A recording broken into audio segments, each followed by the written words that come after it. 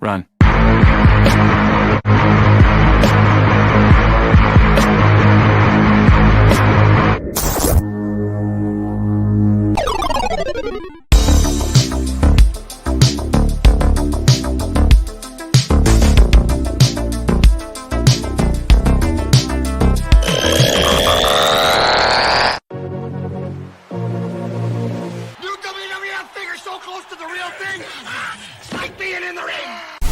Good guys versus bad guys.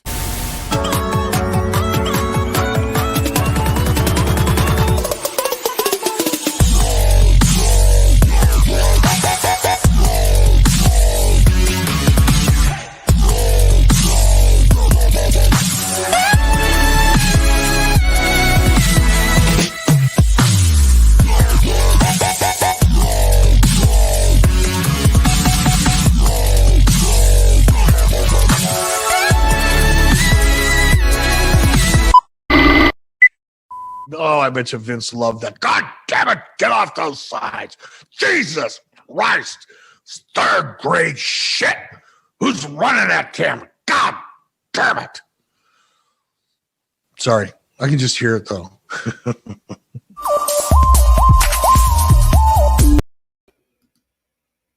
Stop it. I've heard enough. I've heard enough of that crap. Can you hear me? Oh, I can hear you. I have heard enough. Now, would you rather listen to that, or would you rather watch this?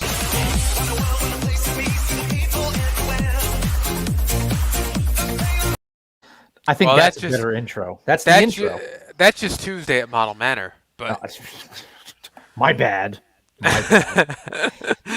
You've seen one, you've seen them all. Welcome, everybody. It is Tuesday night. That means we are going to rewind wrestling time. And it's usually the Model and the Mandik, but the Mandik is way in the friendly skies right now. So standing again for the Mandik, we have I'm not going to say it on here. James E. Coelho. James, how the hell are you? I am fantastic. I could go the Conrad route and say that I am better than I should be, right? Isn't that what he says? Something like that? Better than he should be. Something about a puppy with two Peters. I don't know. It's been a hell of a weekend, so I'm glad to be out of it. That's all. Coming off of a crazy weekend, huh? You were steering the ship all by your lonesome. I was steering the ship. I have no idea if I did Carl a service or ruined something. I know that I had viewers and comments on Friday night when I completely went rogue and just took over the show and just threw up something. Which, by the way, the first intro I tried on Friday, miserable fail. Miserable video editing fail. Like, I took the block. If you think about how big the blocks are on our face right now, I took it and I was trying to cut through the normal live mic open Mandik open, and then I cut it in with my fake logo that I made up, and I shrunk it down to the size of Kelly Kapowski in the corner there. That's how big it was, and I'm like, wow, this is off to a great start so far. So, boy, it sounds like you had quite the weekend. Oh shit! Now I'm thinking about it, I have to text back Rajiv. By the way, he texted me specifically for something, and I totally shit the bed on that. So that's what I'm going to be doing in a little bit. Well, Rocco is playing the role of Carl tonight, everybody. Tonight playing the role of Carl is Rocco DeRose. Agree. Oh boy. Agreed. And now I'm just realizing as I'm looking at over my TV that my hockey stick fell off the wall. You're a mess. For the first time in 4 years since that thing's been up. Yeah, I'm a mess today. I'm usually the one who has this shit together, but I clearly do not. Was that a New Jersey Devils hockey stick by any chance? Signed by Randy McKay. Oh, okay. Well, that's a little bit of respect. Thanks for the addition of Taylor Hall. I can appreciate that right now. Good old Taylor Hall. Hey man, he goes there and wins the Hart Trophy. You can't really complain about that. It's just Taylor. Where do you go from that, right? You're wearing a Bruins hat. At least That's you're it. not wearing a Ranger hat. God no. I would hate to be a Rangers fan right now.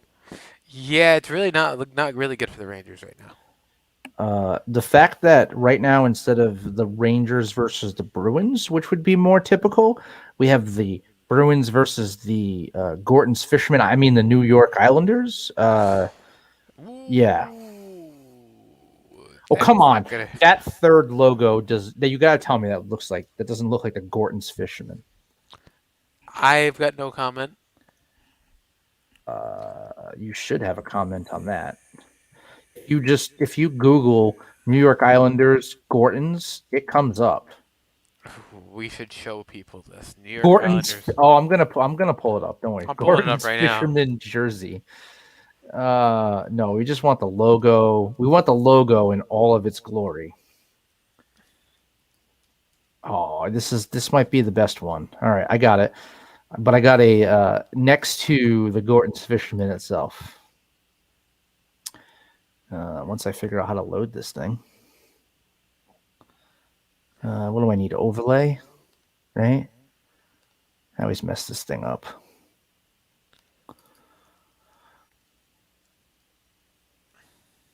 With pictures of Carl. All right, here we go. Pictures of Carl. There you go.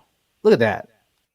On the right, with the blue, I don't know, aquamarine and blue and orange, that is the New York Islanders alternate jersey. And on the left-hand side is the Gorton's Fisherman.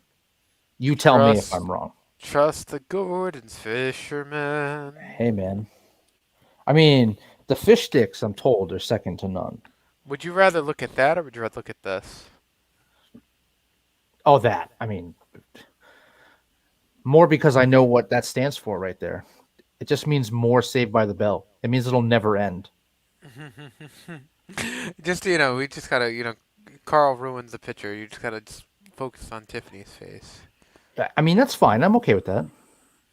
But, Carl, if you're out there, please return back because, Safe travels, buddy. Safe travels. Safe travels. But we do become bearing a little bit of rewind wrestling time for everyone out there. Just a little bit. Just a little. Just a tip. Just a tip. Should I have just said that? Yeah. Judges? No, we're good. Yeah, we're good. Sure. Innuendo's good. We just can't say, well,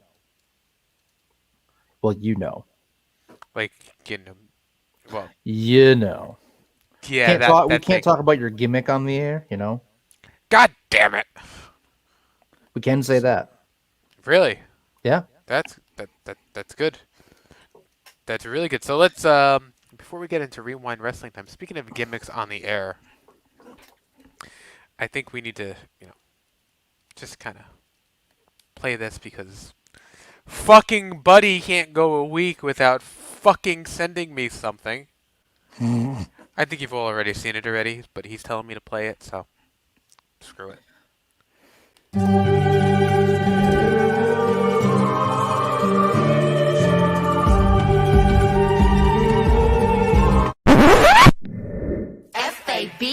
FABULOUS.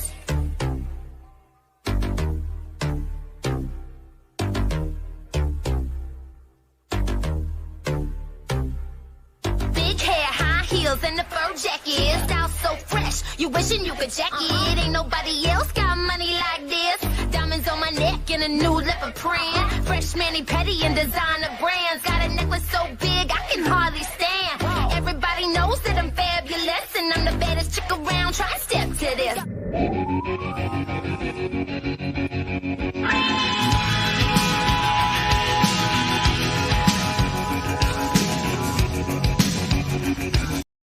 Okay, I've seen enough. Oh my God, who the hell cares? Oh my. Let's get into it. Something's gonna explode!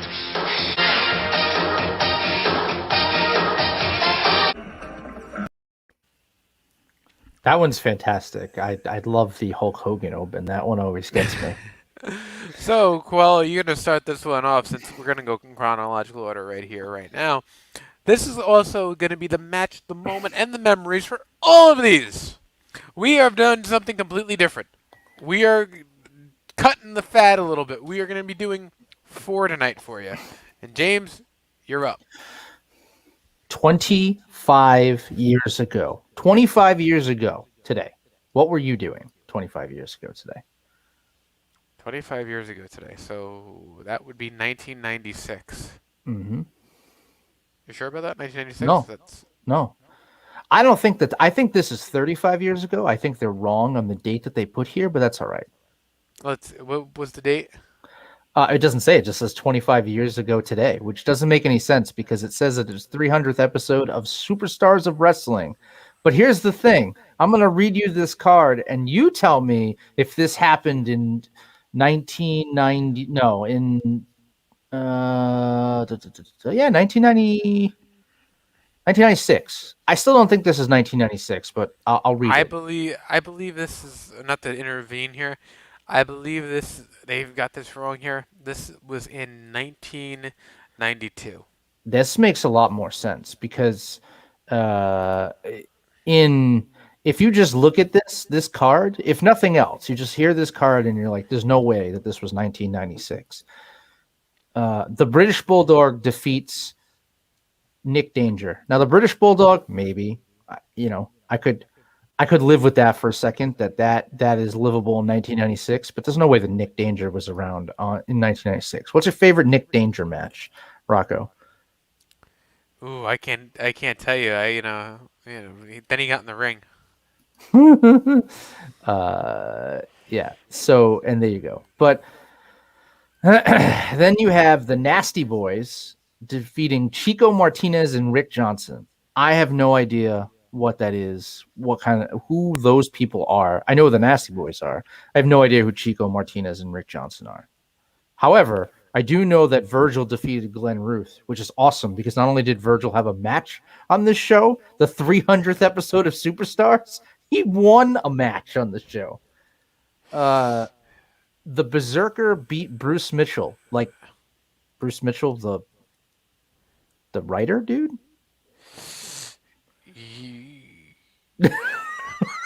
I have questions about the. I have a lot of questions. There's a lot of questions to answer here.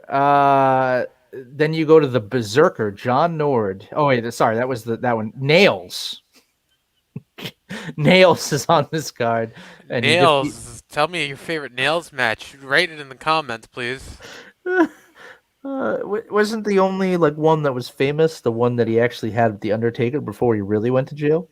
I think Nails' most famous one was yeah, probably. I'm pretty sure this was the main event, Kamala defeating Johnny Lee, but that's not the best match on this card. The best match and the last match that I'm going to talk about on this card, because we've given this way too much time already, is the Texas Tornado defeating Dwayne Gill. Can't make that up if I tried. That'll put butts in the seats. Oh boy.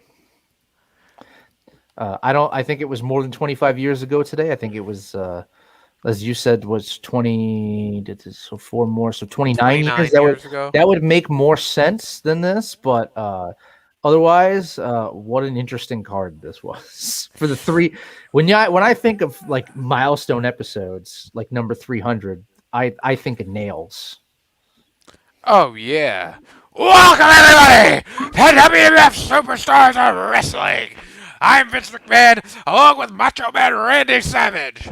Ooh, yeah! Tonight, we've got the Berserker, Dwayne Gill. Ooh, yeah, and we got Nails.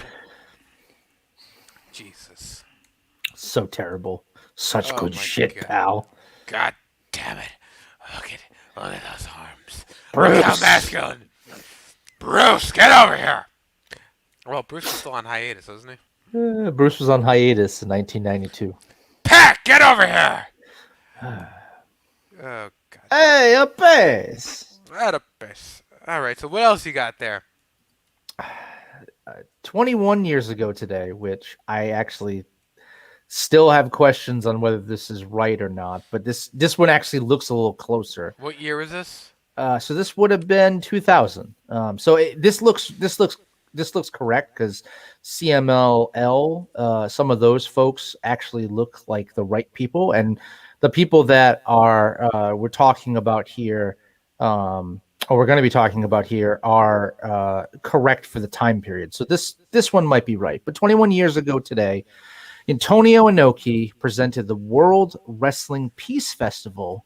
No, not Collision Korea 2. No, it was not in North Korea this time. It was in the LA Sports Arena in Los Angeles, California. Do you want to know the attendance? Because I think it's noteworthy in this. 17,000 seat arena. How many people do you think it was there? Spoiler alert, it was not a sellout. Was it less than what the many viewers that were watching us right now? It's close. It might be tied. There were 5,964 people in attendance. Wow. In a 17,000 seat arena. That is less than a third, and that is terrible. That's pretty bad. And the card doesn't get any better. Sergeant Craig Pittman defeats KGB. Yeah, there you go. That was a match. Jim Neidhart defeated Bobby Bradley Jr. Bobby Bradley Jr. Tell me a good match that he had. I don't even know who that is.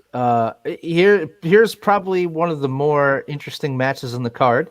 Lady Apache from CMLL fame, and Akira Hokuto defeating Bull Nakano and Neftali from AAA. So the women's match so far is better than the first two men's matches that are on this card. So right off the bat, we're in 2000, so we're not even in like what I would say the shining era of women. I mean, there was definitely the women in this match were talented, but in general, right, the women in this match that were talented, there was probably one more in the world that was talented, right, at this time. So it's not crazy to think that that's also a crazy match. However, then it picks up with a WCW match between Chris Benoit defeating Alex Wright, the Dancing Machine. And NWA middleweight champion Ultimo Dragon and Rey Mysterio defeating heavy metal and Mexican national champion Psychosis at the time. So that's like all WCW right there, all up in that grill. Lex Luger over Masa Saito. Let's see, some CMLL matches that I don't know anybody in those matches. Oh, Silver King was in a match. New Japan Pro Wrestling, Tatsumi Fujinami defeating Black Cat. What's your favorite Black Cat match? Ooh, the one where he didn't even show up. Jushin Thunder Liger defeating the great Sasuke. And then your double main event here in a WCW match. The WCW World Heavyweight Champion at the time, not Hulk Hogan, the Giant, defeating WCW World Tag Team Champion Sting in a non-title match. Is that big? Is the Giant that big sack of shit that looks like 10 pounds of shit in a 5-pound bag always cries at Hall of Fame ceremonies? No, that's what you're thinking about, the Big Show. And remember, there's no more BS, so we won't ever see that again. Oh, thank God. But the Giant versus Sting, and like this match is like there's some good ones, there's some potentially good ones, and then like all of a sudden in the end, it's like, okay, let me just hit you in the face with the Giant versus Sting, non-title match or not. I bet that was still pretty good and spectacle to watch. And then you have, go ahead. No, good. Then you have your main event of the night, Antonio Inoki, of course, booking himself in the main event, but him and the NWA World Heavyweight Champion at the time, Dan Severn and Inoki. Oh, jeez. Versus Fujiwara and Oleg Tarkatov. If I'm going to have a main event match, and I'm going to use Antonio Inoki and Dan Severn, okay? And at the time, keep in mind, Dan Severn, NWA World Champion, right? So fairly big deal at the time. I'm going to use the two of them. I know that I'm going to pick two people that 21 years later that I would have no idea who they are by reading their names. Not a clue. And I didn't watch this show live, so I wouldn't know. But you had the Giant and Sting. You couldn't do an Antonio Inoki and Dan Severn versus the Giant and Sting. Like, New Japan / NWA versus WCW. Like if you're doing a World Peace Fest, just as I don't know, a more interesting match. Anything? Yeah. What do you think, viewers? All 105 of you. If 103 you now. subtracted 105, 103. Negative 103. if you had 105 viewers and you took away 103 viewers, that's still two more than are currently watching the show. And we just lost that viewer as well. Now we're at -2. How to lose your viewers in 10 days. Now we get into the time machine and we go back a little bit. We go to the match, the moment, the memories, and all that stupid shit. We go to June 1st, 1998. We were in the midst of a war. A Monday night war for brand supremacy. It starts off. We're going to flip the channel. We're going to go back to 1998, Yonkers, New York. Young Rocco changing his channel on his Sony Trinitron. Click, click. All right, we are on channel 20, TNT. We have WCW Nitro. To open the show, we have a debut here. We have a debut of a song, of a theme song. Oh? It is the NWO Wolfpack theme. Oh, boy. Yes, which for the uninitiated is just a Jimmy Hart sound-alike from Melita's Burn, according to somebody who wrote this. We're still a year away from the conversation coming to WCW. And now, the best and the worst of WCW Monday Nitro, as written by Uprooks.com. Pro Wrestling WCW Nitro.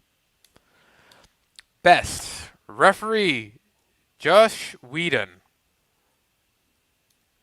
Since we're rolling in straight from Thunder, sorry about your marriage and possibly your life, Garth. We should start off by noting that Benoit beats Booker T with Crippler Cross. Wow! Holy Moses! I just read that. We're gonna get off the air after this one. We're canceled. Crippler Cross Racing goes up 3-1 in the series. Just end it. If you know anything about worked sports odds or probability of Chris Benoit succeeding in the 1990s in WCW written story, you know how it goes. It's a good match like all of them. I do want to take a second to praise referee Mark Curtis again, because the guy made every match he refed better. There's something so wonderful about him going up on Michael Jackson toes and firing off a pair of 6-shooters with his fingers to call for the bell. It is a legit shame we never got Mark Curtis or Bryce Remsenberg on the same show together. Well, first of all, Mark Curtis, if he worked for me, I would have fired that motherfucker right on the spot. Mark Curtis. You do not take the thunder away from the wrestlers in the ring. Well, okay. Now you mentioned Bryce Remsburg. So would you rather have Bryce Remsburg or Mark Curtis? Because I might go Mark Curtis there. I would take Curtis over Remsburg. But this is what this knucklehead wrote. I'm reading literally from what this person wrote on. This is literally the Dave Meltzer of our show. Oh shit! I just said Dave Meltzer. Fuck. This is the show we're not supposed to curse on, right? Whatever. I like to kick it. I'm a karate guy. This is one of the worst parts of WCW Nitro, with Nick Patrick as the referee and a really crappy goatee. WCW could never figure out the magical combination to making martial arts plus wrestling work as part of their show. They'd hire these legitimate black belts and world karate champions and train them how to wrestle. But nobody training them was a martial arts guy. And there wasn't anyone in the back who could say, you're good at ninja shit. Let's build the match solely around ninja shit. Instead, you'd get these 4-minute Ernest Miller versus Jerry Flynn openers, where neither guy wants to do too much karate because they've been trained to murder when they strike. Yet there's still been too much. Okay, I am not going to read this whole thing. Next, things are still going badly for the flock. Raven and Saturn can't seem to decide if they're friends or not. So they team up to take on the WCW team you'd least like to have as friends. Public Enemy. Fuck Public Enemy. Next one. Rest in peace. But they were just shit work. They were just shit. Man, these are way too much hot take. I think I'm getting Red Ass Frank, Red Ass Jay. I'm getting a whole bunch of Red Ass out of the way Oh, tonight. I got a red ass moment that's coming up after this. I can't wait now because I found the picture and I can't wait to just unload and. Of course, Jericho did something awesome to balance it out. This week's episode features one of Chris Jericho's best bits. For like the 15th time in 6 months of covering 1998 WCW. He goes to Washington, D.C. to look for the jurisprudence. James J. Dillon needs to qualify Dean Malenko as winner of Cruiserweight Battle Royal. This guy writes terribly. This is when Jericho went to D.C. Essentially. I am like literally debunking what this guy wrote because he makes no sense when he writes. He's like Dave Meltzer. I would say, is this like Dave Meltzer under a pen name? I guarantee you it is. Here's Dave another... Meltzer's son. Wait, did Dave Meltzer reproduce a child? Oh God, I hope not. I don't even want to Google it. That's how badly I don't want to know. We have a commercial here for our Nitro Party of the Week. Create a creepy sting wall. Brought to you by Mug Root Beer. Mug Root Beer is good stuff. Yeah, that really is. Speaking of grotesque tentacles, we have an Alex Wright match. Who is this dude writing? I have no clue. Charles Robinson refed a pretty decent match with Chavo Jr. and Alex Wright. That was a barn burner. That really tore down the house. I don't know if you remember that one. That was was Pepe there? 5. Oh God. Also, on this episode, Lenny Lane. I got nothing. Yeah. I don't know what this guy's trying to imply. Lenny Lane, seen here with Mandy Rose and Sonya Deville, has a new gimmick where he shines up his abs real nice. I don't know what that has to do with Mandy Rose and Sonya Deville.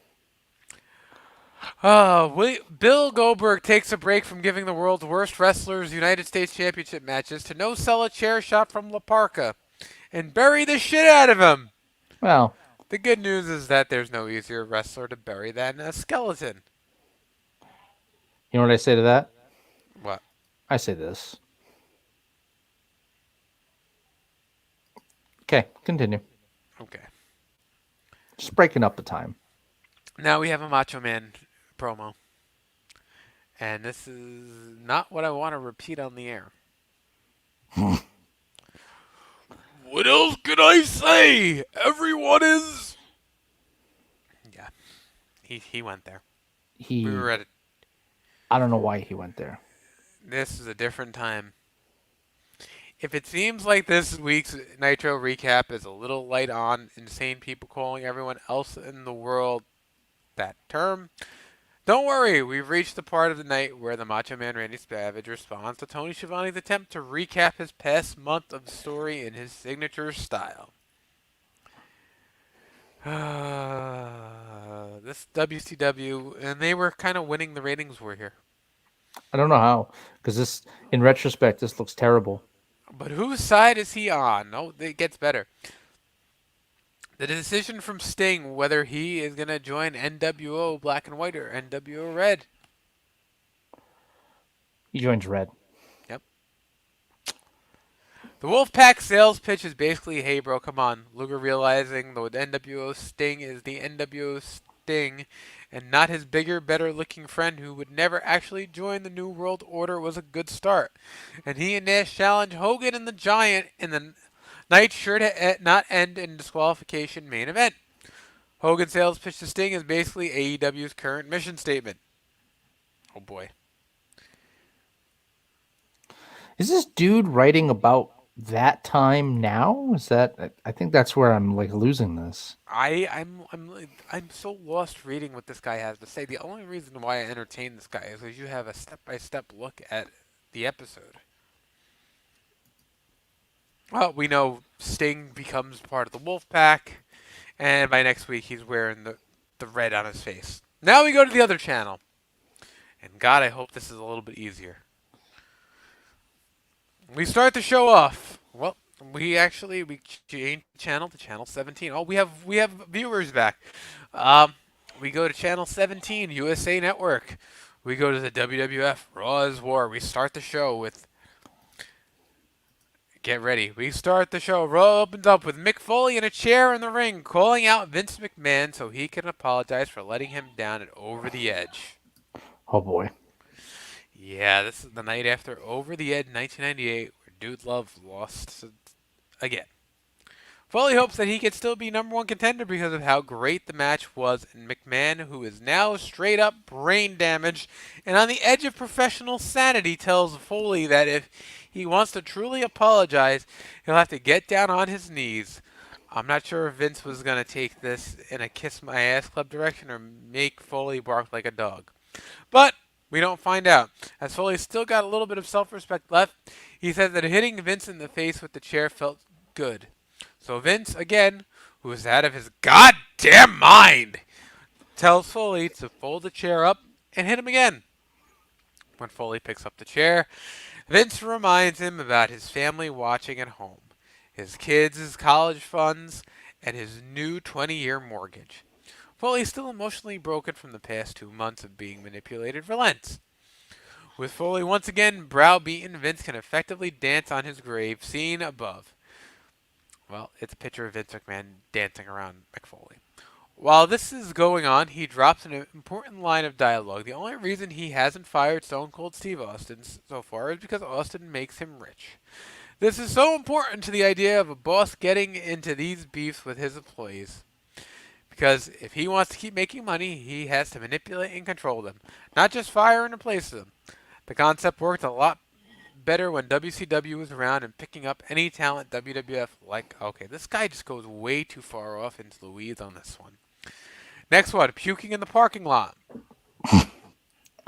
Duke the Dumpster Jose?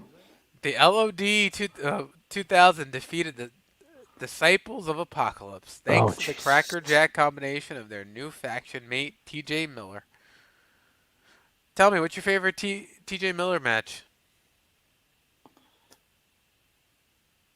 That one? Yeah. The Raw rematch in a 3-on-3 parking lot brawl, prefaced by Puke once again failing to puke on command, which is his entire gimmick. He dry heaves onto Kevin Kelly, and everyone pretends he's covered in vomit. Oh boy. A massive undertaking. In the ring, a very comfortable-looking Undertaker comes out to the ring. He is in his sweats and he's a sweatshirt, sweatpants. He's spent his, to put it in succinctly as possible, he's spent his entire career being the guy who protected Vince's champions for the wrestling world's biggest challenges. So while everyone else got long runs with the WWF Championship, he got stuck fighting King Kong Bundy and Giant Gonzalez. This is the promo he cut. Mick Foley signs his death warrant. Undertaker does indeed face Kane in the main event, using his ridge hand to get the best of his brothers Stone Cold Steve Austin and Vince McMahon both sit in on commentary. When it looks like Taker's about to win, the previously fired Mick Foley returns to his Mankind mask and attacks the Undertaker. This is what starts the King of the Ring. And we got Southern Justice and all that stuff. We got Mark Miro and Jacqueline and Was it the Mark Merrow versus Jacqueline match? no. Oh. Sable is getting shot by DX Super Soakers.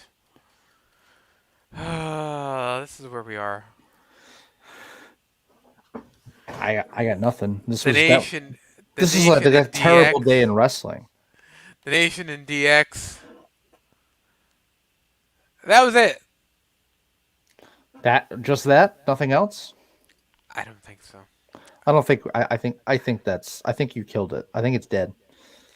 Yeah, it's gone. It's buried.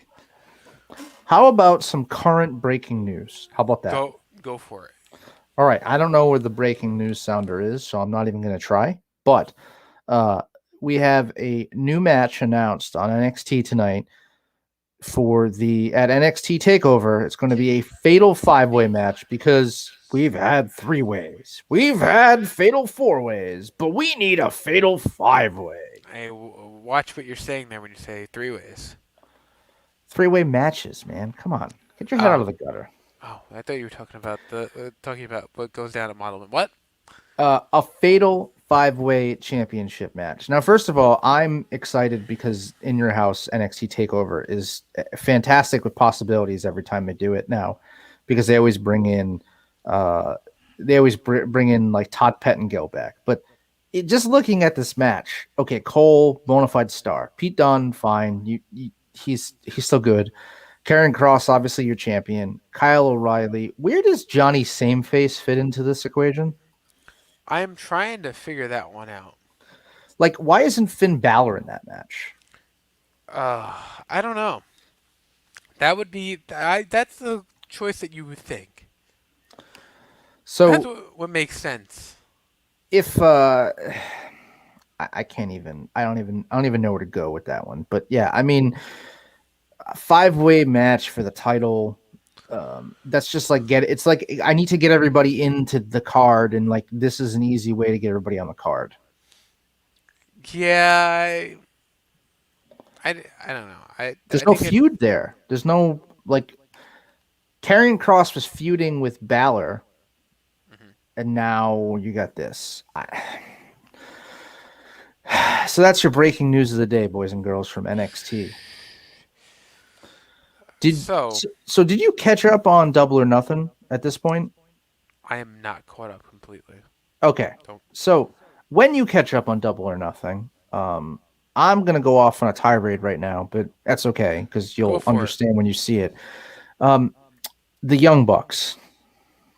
So they wrestled John Moxley and Eddie Kingston, and they beat them, not surprisingly. Kind of a schmoz finish, fine. But they were wearing the most ridiculously stupid outfits, and that's a lot saying for them. For them. I mean, they're always wearing ridiculously stupid outfits, so that's that's nothing new. Yeah, but usually the gimmick is like the rocker style, like pants with like the tassels and stuff. Now it was like, oh, let's come out with like fashion hip, like tights and stuff. And on the tights, I can't make this up if I tried. They had pockets like cargo pants style, and they had a little label that said pocket to tell you that it was a pocket on the side of their pants. Now, I thought that was the worst thing of the weekend. But coming out of that and the ridiculous stuff that Kenny Omega is wearing, this is what Nike has released and AEW has commissioned on their behalf. Are you ready to be disappointed in life? Oh, boy. This Air Jordan. Why? It says shoelaces. But why? This is what's wrong. This is what's wrong with AEW. People want to know what's wrong with AEW. The Young Bucks being the central point of AEW. You know what? You know what is good for business, actually? Like I'm coming around on it. I'm not a fan of his, and I never will be, but I'm coming around on the idea that Kenny Omega could be a legitimate heel because he has so much heat with so many people of how overrated he is that like now it's becoming more of the story that you're tuning in to see him get punched in the face. Because that's what happened. Orange Cassidy punched him in the face. And when you're excited about Orange Cassidy punching somebody in the face, then you know someone's a heel. But yeah, I don't even know what to say. Like they got their shoes back in the match. And there weren't those shoes, but like now they need a shoe out there with the shoelace. Is that for like people with dyslexia that don't know that's a shoelace? Like what purpose does that serve? I don't know. Well, you I don't see, know. Rocco, the That's- orange, this blue, baby blue part in the middle with the little orange thing, that's not a shoelace. But this white thing dangling, That that's was a a shoelace. shoelace. Just so you know. I'm glad I'm glad you told me that. I would have never guessed. Did you know that that's a shoelace? Because I didn't know. No, not at all. Did Okay. not know. Did not know that was a shoelace. Would never known it. And that, boys and girls, is your ridiculous AEW moment of the week. So Which, by the way, there's no AEW tomorrow. I don't know No. if you're aware of that. no, there's no AEW tomorrow. It is on Friday at 10 o'clock. Up late 958 without AEW. AEW. We will be talking about everything from Double or Nothing to what happened this weekend, and we'll probably get Carl's perspective of how the weekend was. It'll probably be us interviewing Carl about the whole weekend. But right now, I want to play this for you. Not that. This.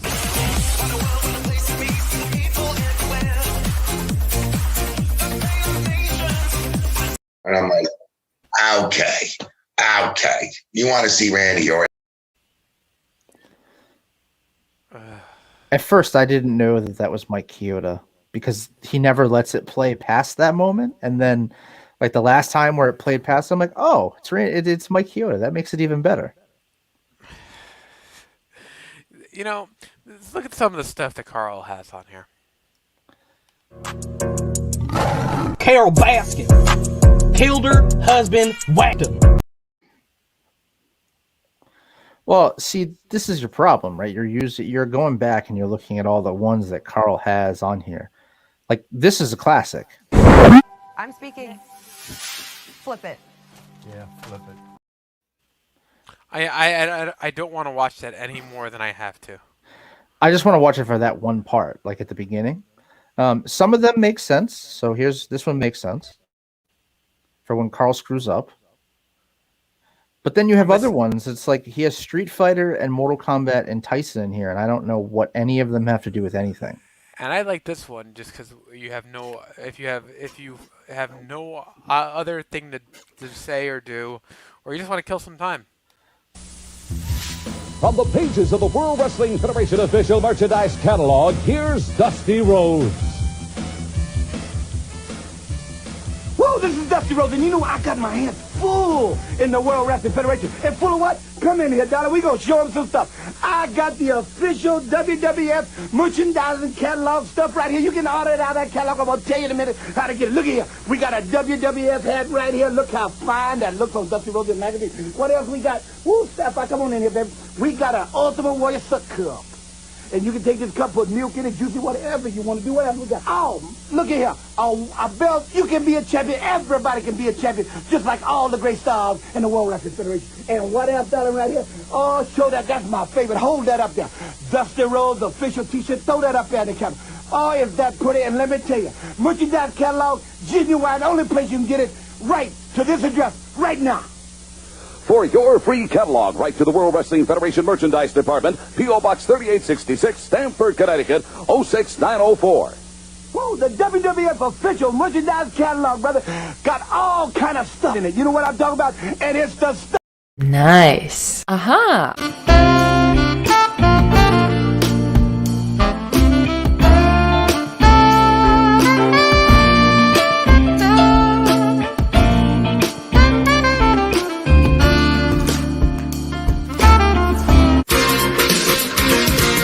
Ooh. I told you, baby. I told you, baby. She's used to leading cheers, but now she's receiving them. I told you, baby. I told you, baby.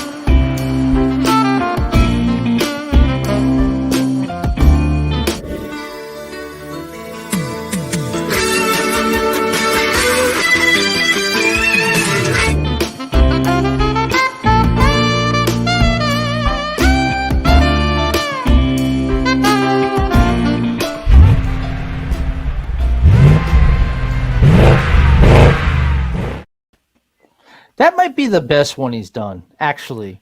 When That talking is- about all the ones he's done, that might be the best one. That is a good one. Well, you know, Even I, who cannot stand just the going to the Saved by the Bell well forever, that one's actually good. That one makes a lot of sense. It's at least on brand and on topic. Shout out to Genesis for sticking along with us and throwing in those comments. I don't know how many times you've watched the Dusty and Sapphire, but there's never enough times to play that one. I love what you're saying about the old wrestling commercials and. It's just fantastic.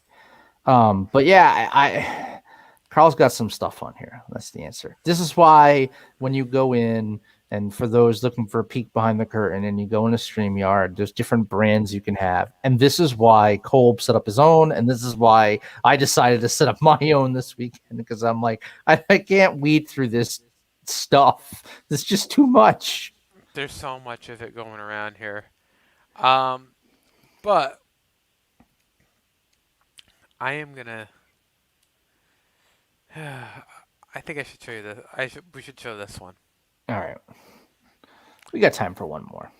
I want to just see if you guys could hear the sound over here. Let's test this out a little bit. He's got a lot of.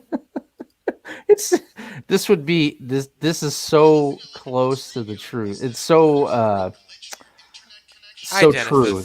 It's just hard to God.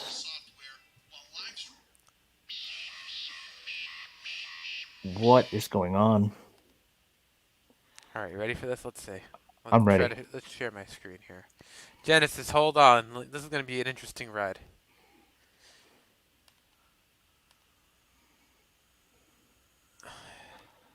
He's going to share his screen. That makes it even better. No, we are not. No, oh my gosh.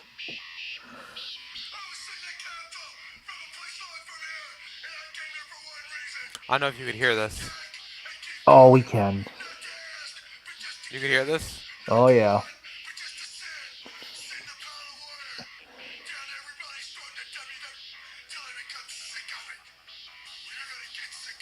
He's a little scary looking here.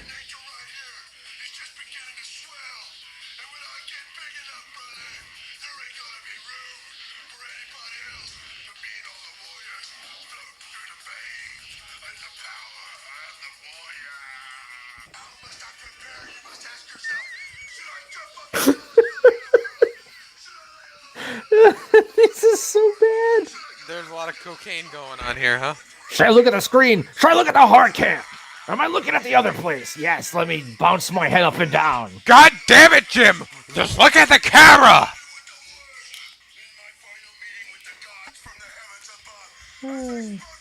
Genesis right now is our spirit animal. Because the Ultimate Warrior he's not even looking at the camera. Look at my deltoids, pal.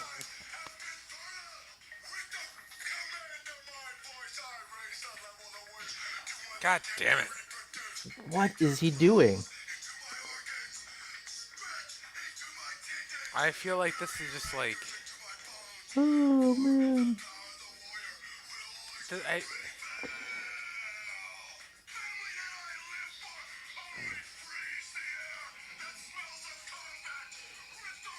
Was he channeling his... He was well before his time. He's channeling his... crap. What's the neighbor's name on Tool Time? Wilson? Home Improvement. Wilson?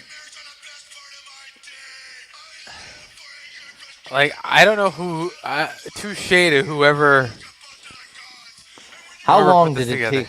3 minutes and 18 seconds. How long did it take that person to put that together? My God. Channel your inner Ultimate Warrior. My lord. I'm 99% sure that WWE had it in for Savage, because how does Savage have hit piece like he had on A&E, and then they do the Warrior like, oh, he's just a troubled young man and he didn't know what he was doing and he's a great person. And then Dark Side of the Ring comes out and they're like, he's a terrible human being. He's just awful. Well, because the thing is I guess it was just a way that things ended with each one of them. I didn't know the backstory on the Jake the Snake Roberts thing. So for those who haven't seen it, I would highly recommend go watching Ultimate Warrior Dark Side of the Ring, because even though I think what everybody was waiting for was everybody to crap all over the Ultimate Warrior, which they do, but it's not crapping in the sense of like, oh, I'm going to do this shoot promo and I'm going to try to make money. They were just telling the true stories about what happened with this dude, which is crazy to me. But by the end, even Jake kind of had like the redemption piece. So I would say that, while they were fair on the Dark Side of the Ring, I don't think they completely tried to trash the guy either. I think they try to just tell straight up, what happened. But at the end, they painted it a little bit of redemption, right? And, how he ended it and how he ended his weekend at the Hall of Fame. So, from that perspective, it's quality. But the Jake the Snake stuff was classic because get the Warrior out in the ring, get the match in the ring, go through the whole thing.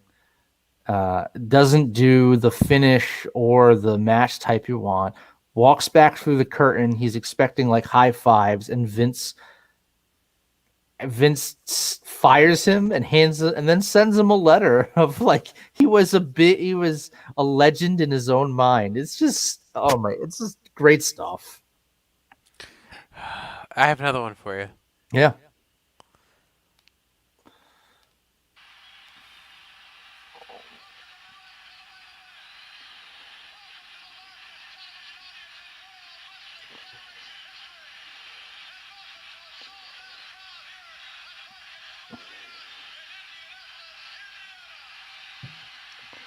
Who goes to Indianapolis? I mean, really. Oh my God. Jesse Ventura.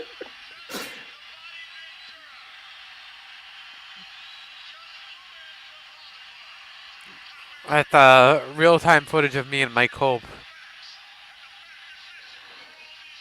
Are you Jesse Ventura or are you Vince McMahon? Goddamn, pal. Who do you think I am?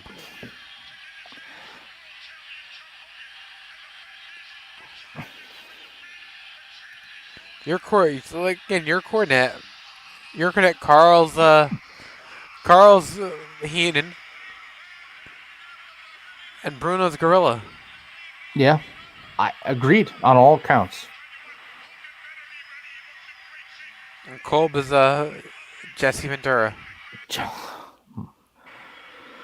Oh, Mike Kolb. God damn it! Shout out to Mike Kolb. And here's something you never see on WWF television. I don't know that I want to see it. Oh, an ad for Vimeo. It's okay because they're a paid partner. Yeah, shout out to Vimeo who lets us get away with pretty much anything. Host all of our video. SummerSlam. Feel the heat.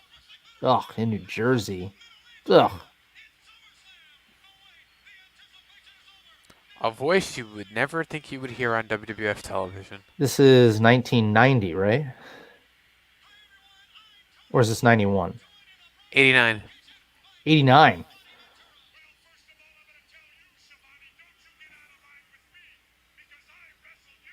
It's still like, I mean, I know it's happened, but it's so weird to see Tony Schiavone or hear Tony Schiavone's voice on WWF television. This is probably even better because it's not just his voice. Like, you see the WWF stick in his hands. Yeah. It's just so like, wait, what? Between that and I forgot what they did. They played something recently where it was a Tony Schiavone clip on WWE TV, and I thought that was weird. Oh, I gotta stop sharing this. Yeah. Well, I don't think that we're gonna beat this this rousing show that we've had today. I don't even know. Well, for the next couple weeks, it's gonna be you and Carl here every Tuesday. There we go. That's what everybody needs. We need more Carl. And I will not be back on Tuesday nights until June the 29th. Oh, wow. Big hiatus right there. Goddamn, pal. Hiatus! No. Rocco is not, before rumors start, everybody, Rocco is not on hiatus. He has other prior commitments. I'm just the fill-in man. Yes, I will be back June 29th on Tuesdays. But you will still see me every night, every Wednesday night. So, tomorrow night, Up late. 958. That's it, man. Rocco the Model, James E. Coelho, Carl Mandik. We may have a mystery guest. I don't know. Frank Bruno is going to be driving back from Florida. I thought he was driving back today. I think he was driving back today. I was hoping that we would get a Henry Frank Bruno run-in, which would be hilarious. Should I call Frank Bruno on air? Yes. And also, you have another fan. Listen, I just want to throw this out there. Rocco has enough fans. Okay, he can't have more. He has a monopoly of fans and all in the model empire. Okay, like we need more fans. Otherwise, just throwing it out there. It's hard when you're the most popular guy on the camera. Well, I mean that's not hard when you've seen the other people that usually are on camera. I wouldn't say that Bruno and I are setting any world records here for best looking contests. You know what I guess I chalk it up to. That's outstanding. I'm not the best looking guy in the room. I'm the least ugly in the room. Yeah, that's there you go. Perfect. You don't have to be the best looking guy in the room. You just got to be you got to be better looking than the worst looking guy in the room. That's all. So let's before we go, everybody, we are gonna call Frank Bruno live on air. Let's do this. And then if not, then we're gonna call Carl live on air. Carl won't answer. Let's see. Let's go for it. Carl doesn't answer the phone when he's not in the air. Can you hear? Yep, kinda. It's a little soft, but I can hear it.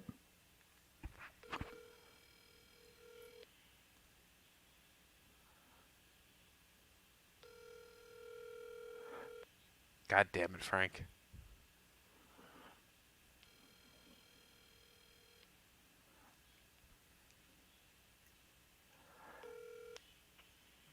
Hi, you reached Frank.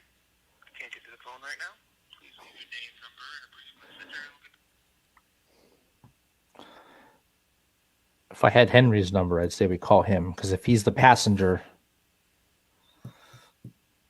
Oh no, wait, Henry was getting driven. So if I recall the conversation correctly, they were going to leave like first thing in the morning because Frank had a tough weekend. So I hope to God Frank is on air tomorrow night, because I would love for you, not knowing necessarily what happened, kayfabe brother, to ask Frank on air how his weekend was in Jacksonville. And just me and Carl, I'm going to lay out and Carl lay out, and just let's see what happens. Wow. Let's see what Carl has to say. Let's see if we get Carl. Genesis, let's see if we can get Carl to answer. Oh my gosh.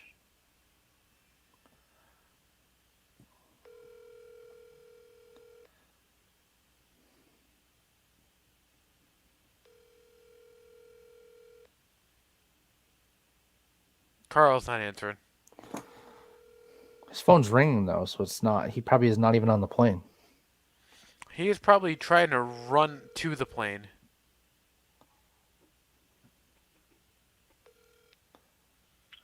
So, anyways, Genesis, do you believe I do not have an Eric Bischoff impression? Do you have Eric Bischoff's phone number? What happened? Do you have Eric Bischoff's phone number?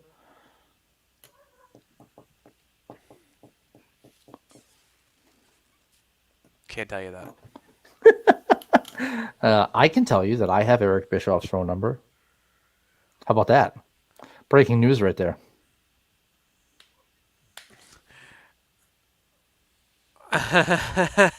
In a world, I just want to say this out loud because I feel like I said this in the chat once, but I'm gonna say it out loud on the air so it's live, and the three people that that are listening. I have both Eric Bischoff's phone number and Tony Schiavone's phone number in my phone. That to me, cell phones, by the way, that to me is 1998 me would be like, what the bleep is going on here? Like complete mind bleep. I like, I don't, it's still like, it's weird to me. Like when one time he called and it was just like, because Eric was calling back the top guys going around the circle again. And so I'd saved the number from the first time. And so to call back, I was just like looking down like, oh my God, I have an incoming call and it says Eric Bischoff. Like, this is the craziest thing of my life right now. What is, it's like, what is your life at this point? That and like Tony Schiavone like sending me a text message. Hey, are you available for a Zoom call tomorrow? Yes, I am. Hey, this is Tony Schiavone. It's the voice of your childhood right there. So Genesis, I do have to. I will show you my Eric Bischoff impression. It's really not me doing an impression of Eric Bischoff, but I don't think you were around for Halloween. No, she wasn't yet. She wasn't here yet. She No. wasn't a part of this yet. But I will show you on air, and you'll understand how I think this all started. And while I'm looking for it, you keep talking, James. I mean, he says that's where it started, but I'm pretty sure it started the day Rocco was born. Just throwing this out there, Rocco and Eric share a birthday. That's a shoot, boys and girls. That's not a work. That's a shoot. Yes, that is true. We do have the same birthdays. And Mrs. B wished me a happy birthday. See, this is bananas. What is this? Is this 2021 or is this like 1998 me would be excited. 1998 you might not be born, so that might be tough. But 1998 I was 5 years old. Okay, well, Jesus Christ, even that makes me feel old, and I'm not that much older than you. Oh, gee. What happened? I'll private message you. I don't know that we want to air this laundry. All I'm gonna say is shout out to Frank. Stay safe, brother. Yeah, I got that text message as well. Oh, okay. Yes. Kayfabe, pal. God damn it, kayfabe. Genesis, what do you think?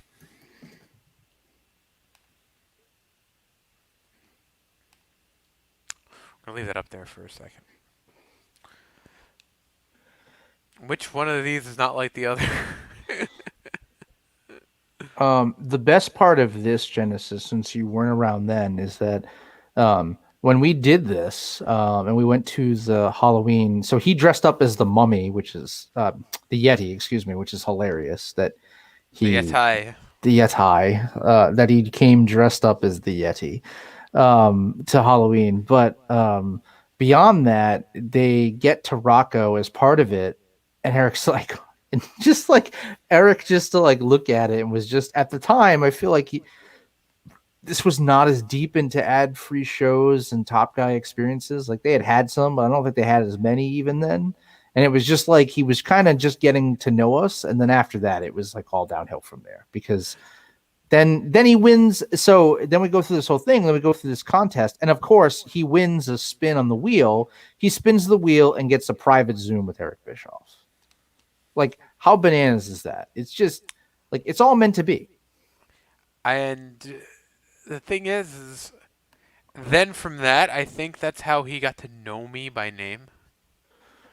Because James could tell you in a lot of Zoom calls, Eric would be like, "Hey, Rocco!" And it's just like, and now it's referred to, Paulie Beal referred to it, and a couple of the other guys refer to it. Eric Bischoff's son, could be Eric Bischoff's son. So, yes, I am Eric Bischoff's illegitimate son. Well, illegitimate, legitimate, one or the other. Well, you know. That was before Mrs. B. Before Mrs. Model. Mama Model still wants to know where Eric Bischoff was in 1992 if he was in New York. Well, this show's gone completely off the rails. Yeah, we've gone lowbrow, pal. Hey, we have more viewers now than we had though when we were trying to take the show seriously at the beginning. So now that we've gone completely off the rails, here's where we are. But shout out to ad free shows as usual. This is an understatement. The opportunities that I think in general everybody's been created, and then Top Gal weekend coming.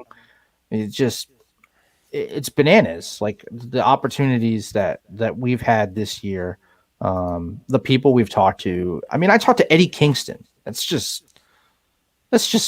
mind-boggling. Eddie Kingston. Just if you go down the list of people, and you've talked to probably more this year because I think you've been to more Zooms, but just like since the Top Guy thing since I've got involved, we've talked to Hornswoggle, Arn Anderson, Dax Harwood. We've done a watch along with Mike Chioda. We've talked to Tony. We've talked to JR multiple times. We've talked to Eric multiple times. We've talked to Arn multiple times. We got to talk to Tully. Arn and Tully doing a shoot with us. We got to talk to Francine. It was not very good, but we talked to her. We get to talk to the ECW original, some of the ECW originals, which is bananas. We've talked to Jeff Jarrett. When do you think that was going to happen in our lives? We got to talk to Kurt Angle. We did the question and answer with him. Almost forgot about that. So we got to talk to Kurt Angle. We'll get more of those. And my question got clipped for them to use ad-free shows. Oh, that's right. Yep. I just like the people that we've talked to have just been like experiences that you guys. I didn't get to talk to Ricky Starks, but you guys got to talk to Ricky Starks, which was awesome. The book clubs that they've done and the authors. They just had John Arezzi. Like Conrad's just crushing it. I mean, we're here for the ride, and we're excited. But if you've ever been interested in ad-free shows, I mean, you're missing out because it's not a joke. It's not a rib. Like it's not like you're missing out because like we're special. No, like you're missing out because it has been bananas the things that we've been included with. Yeah. And what I've named does not even include all the ones that I'm forgetting because there was a crap ton more in between. Well, yeah. Rocco, I think it's about that time. I think so. But you know what? There's always a little time. Always a little time. Always a little bit more time to stand back, pal. Oh my gosh.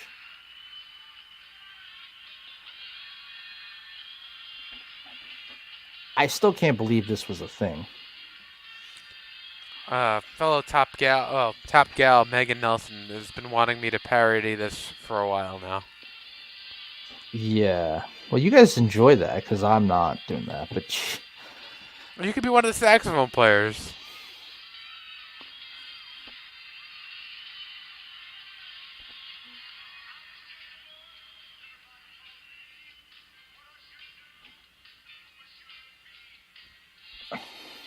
At Model Manor, we actually reenact this every Friday. Oh yeah. Yep. So you have like Mrs. Model and Mama Model. They come out and they're wearing those dresses. No.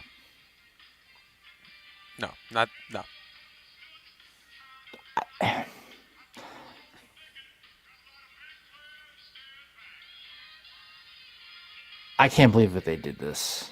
And if I recall, wasn't Savage a face then, and Jake the Snake was a heel? I believe so. 87. Savage was still kind of heel-ish. 87. Okay, so I was to say, like, that's breaking kayfabe right there. You got heels and baby faces standing next to each other. That's unheard of. Hogan's by himself up there. Wow, it's like that's obvious. Hogan's got to be by himself. Hogan must pose. Who's playing the sax? Well, you could see the real band off to the side, and then you have the wrestlers over there.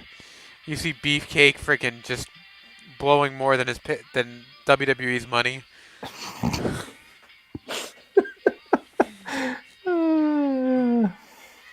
This needs to be a Thunderdome. Thunder from Down Under skit. It's so true. And it is so campy. I would 100% agree. But it's still hilarious.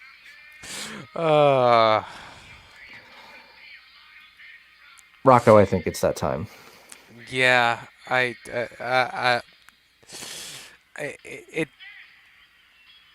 all good things must come to an end, and thank God this show is coming to an end.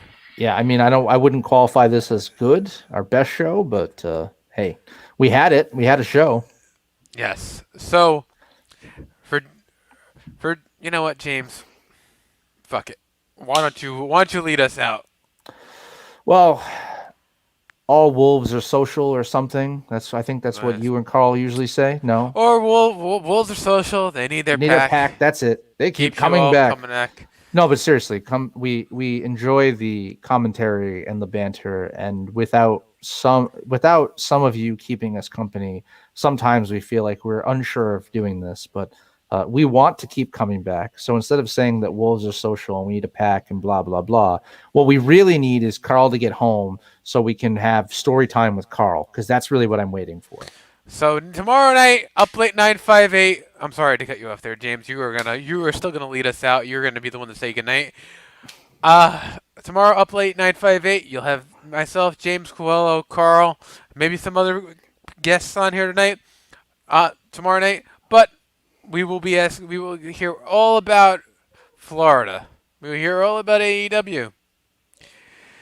Thank you, Genesis. Thank you for watching. Please come back tomorrow night at 10 p.m. Eastern. And James? For Rocco, I am James Coelho, the man of infamy. Good night, everybody, and come back tomorrow, please. Oh.